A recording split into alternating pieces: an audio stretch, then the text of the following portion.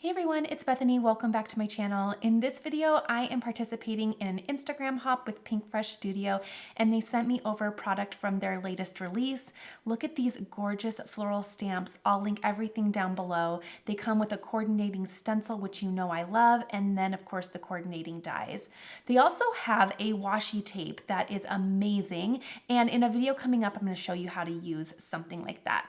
So in order to use this large stamp, you're going to need the larger Misty and then place it at an angle. And I'm going to use a Memento Tuxedo Black ink to go ahead and stamp this out. I just really like that dark black contrast line that this offers, and it turns out so pretty. I can't wait for you to see this all unfold.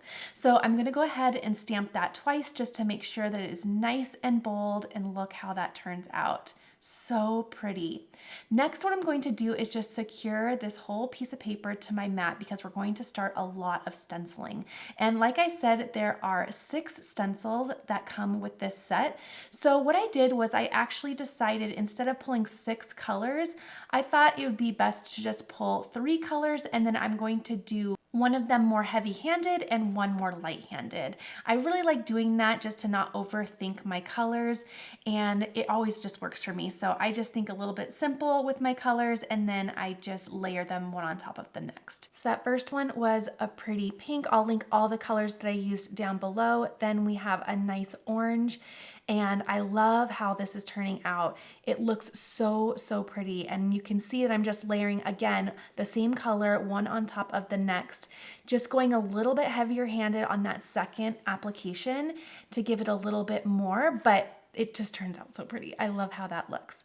All right, I'm going to continue with the orange and the pink, and then we'll bring in some green. This is my favorite way to add color. I love a set with a coordinating stencil. It always turns out beautiful, plus it's so quick and easy. All right, finally, we're going to do the green. The green just really brings it all together. I love this color. I believe this is mint. And again, I layered just a darker color right on top of that by adding just a little bit more of a heavy hand with the same color. All right, final reveal of the final stencil, and it just is a showstopper. So pretty. I love how that looks. Now I'm going to go ahead and grab that coordinating die, and it's going to cut out all of the images all at once. I'll secure that down with some washi tape to make sure that doesn't shift. And if you have a Spellbinders Platinum 6 with the universal plate system, you can actually run this through all at once. If you don't have the universal plate system, or your plates are shorter, then you'll just rotate this around and run it through twice in order to cut out this long of a die.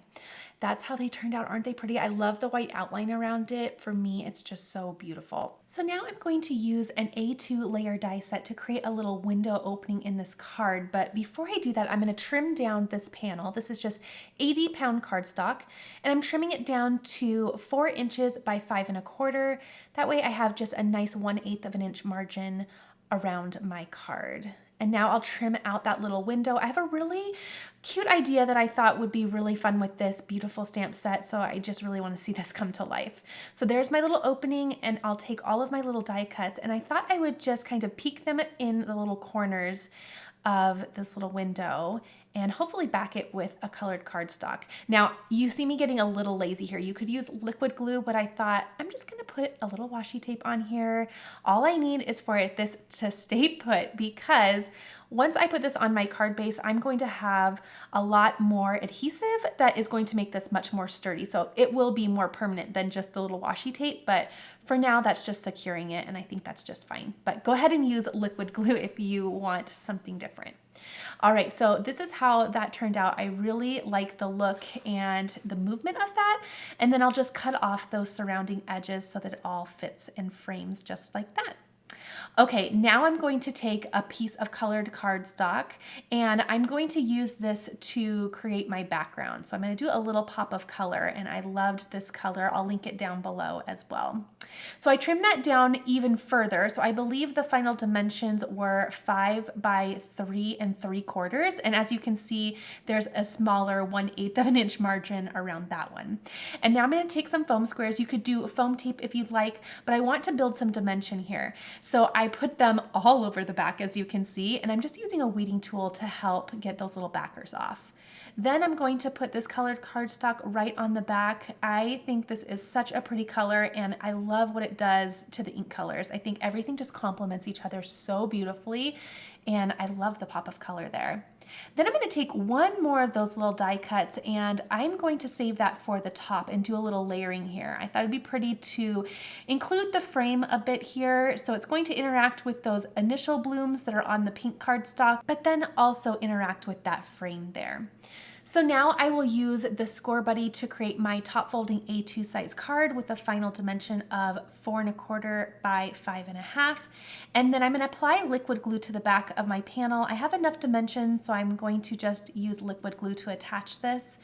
And finally, we have our sentiment. Now there are such cute sentiments on this stamp set, but I used this "You are pretty amazing," and I thought that was just darling. Then I'll run that through with the coordinating die and we're gonna put that on the card. I love how this turned out. I'm gonna add a little bit of foam tape because it's going to connect to that pink part of the card, and then I'll use some liquid glue to attach the rest. And then what I did here is I just had it interact with that frame once more by just positioning it just so. So I like how that looks. I think that it makes it really intentional, especially with that bottom left side where I put those blooms on the frame. Now I'm just gonna add some of these gold dewdrops. They are gorgeous. If you don't have these, be sure to add some to your card making collection. They are a stunner and they really add just that really nice fresh pop at the very end. You won't be disappointed with these. All right, so that is my final card. I adore how that turned out. I think it's so fresh. I really like that contrast black ink as well. And I hope you enjoyed this as well. Thanks so much for watching. I'll see you next time.